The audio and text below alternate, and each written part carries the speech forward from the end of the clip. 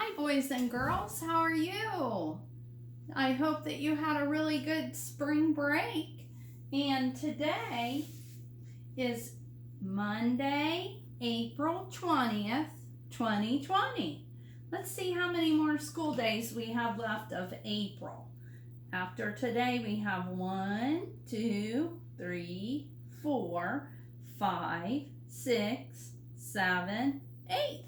8 more school days in April.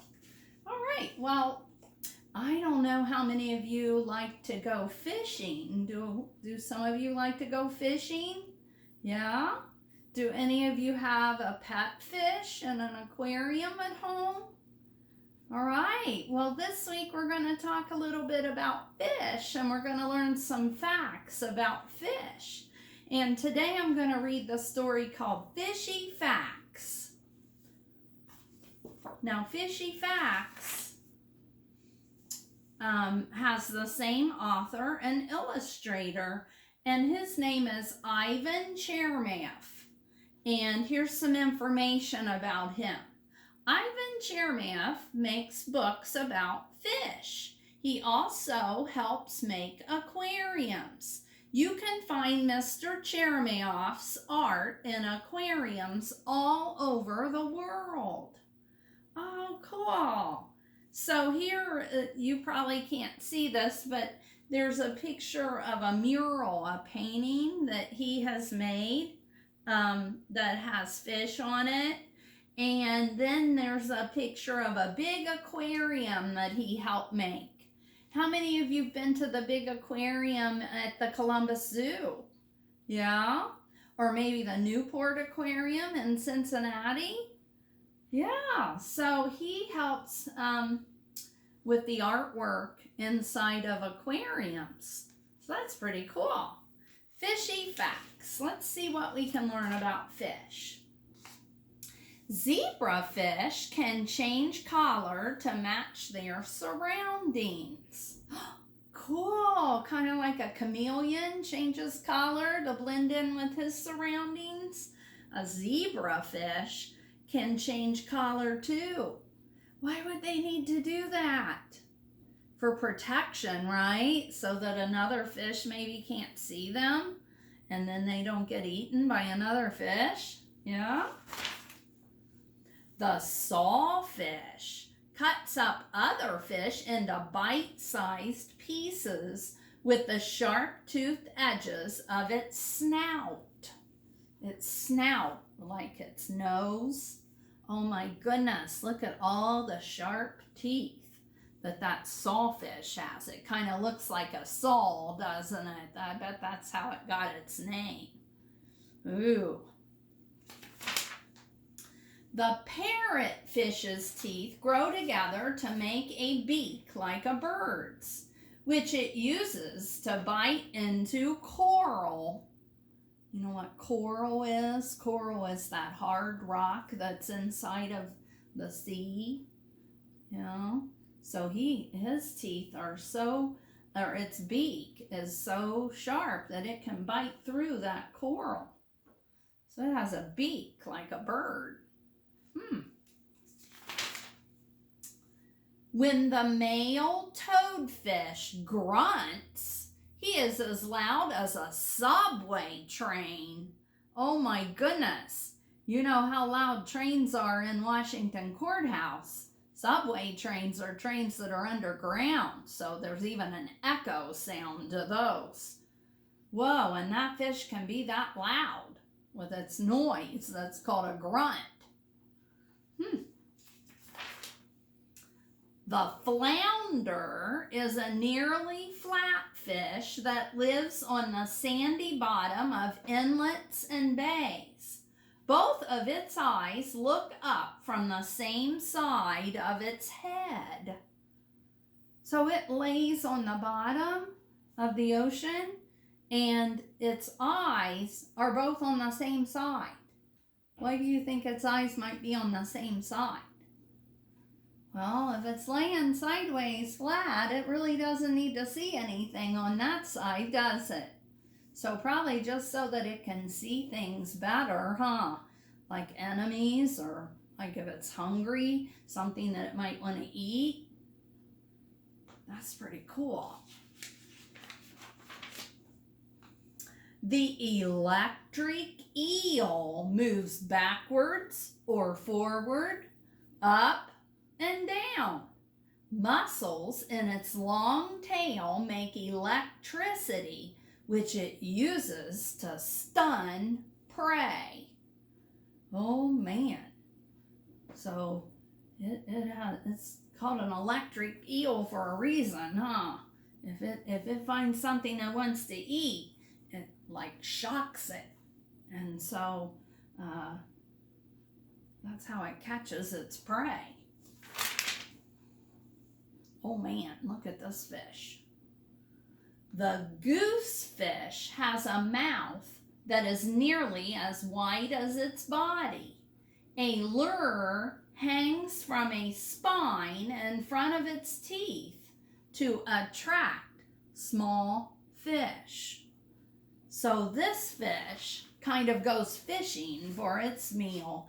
It has this thing on the top that's called a spine, and it hangs down in front of its mouth and has a sticky part there, and it waits for a fish to get stuck on it so that it can eat it.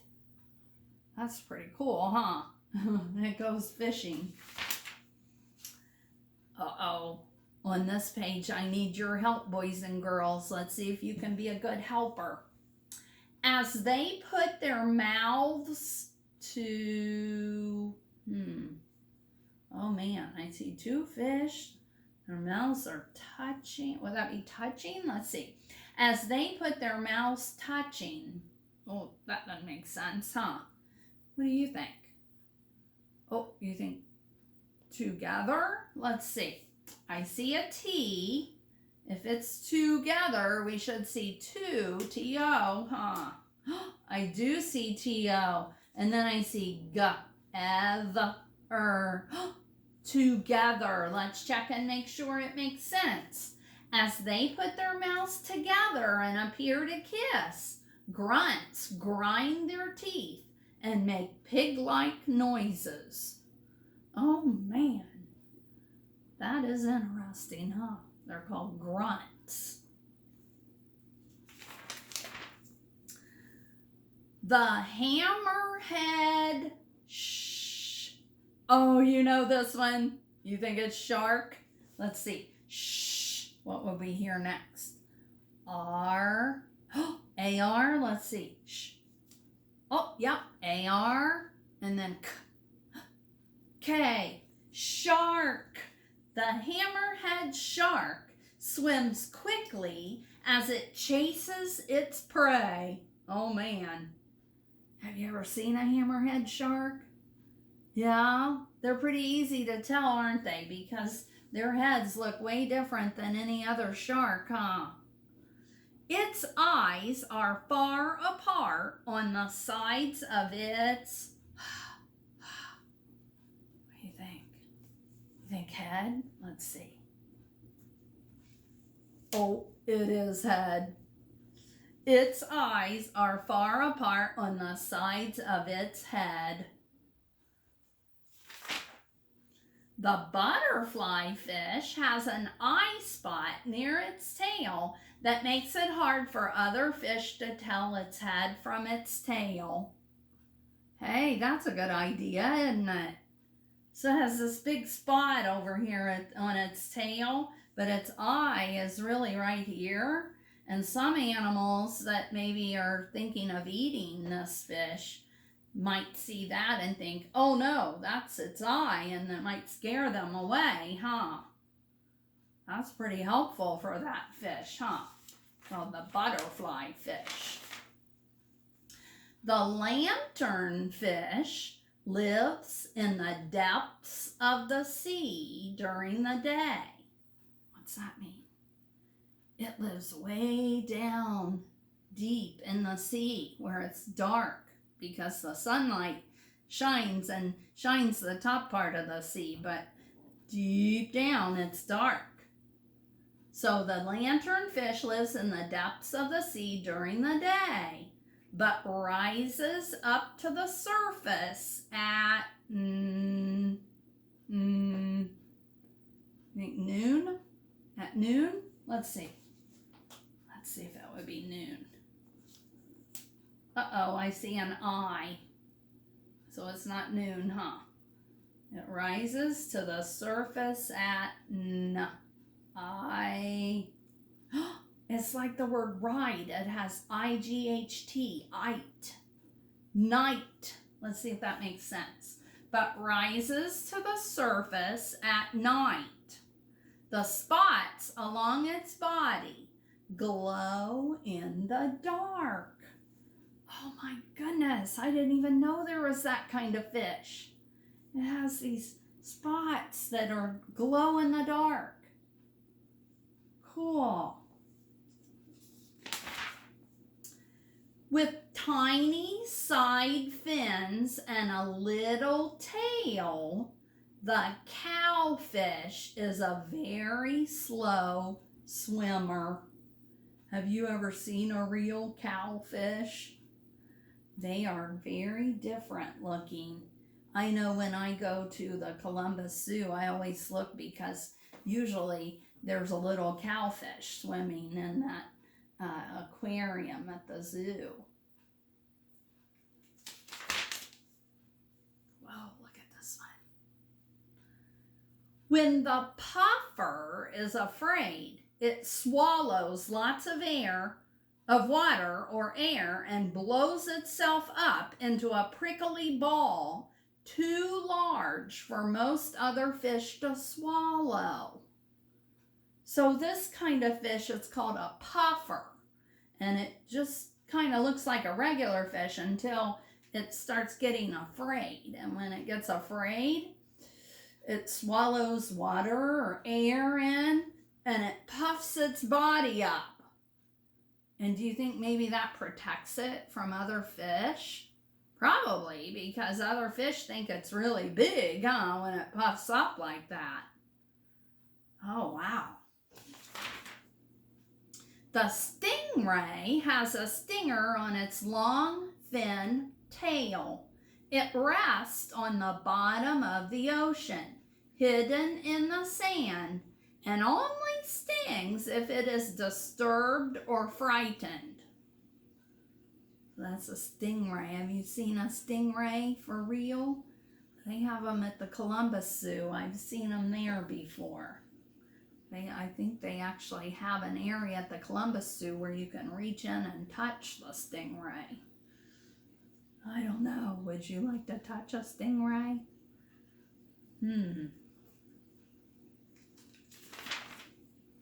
Uh-oh, you're going to have to help me on this page. After a mother sea... You know what kind of fish that is? A seahorse? Oh man, that looks like a good kind of fish for Mrs. Null. Let's see. Oh, I see O-R, or an S, horse. Let's see. After a mother seahorse lays her eggs, the father seahorse carries them in his pouch until they hatch and the babies swim out. So the daddy seahorse has a pouch, kind of like a kangaroo has a pouch. And the mommy lays the eggs, and the daddy carries the eggs around until the babies hatch out of the eggs. That's pretty cool, huh? And that's the end of Fishy Facts. Now, the really cool thing about this Fishy Facts book is it has some extra pages, and it has some really cool pictures of real kinds of fish that we saw information about in the story. So this is Fishy Photos. How are these photos different from the drawings in Fishy Facts? And how are they the same? And they have a picture, a real picture of a parrotfish, and a real picture of a cowfish. It's a little one. And then there's a picture of a puffer fish all puffed up.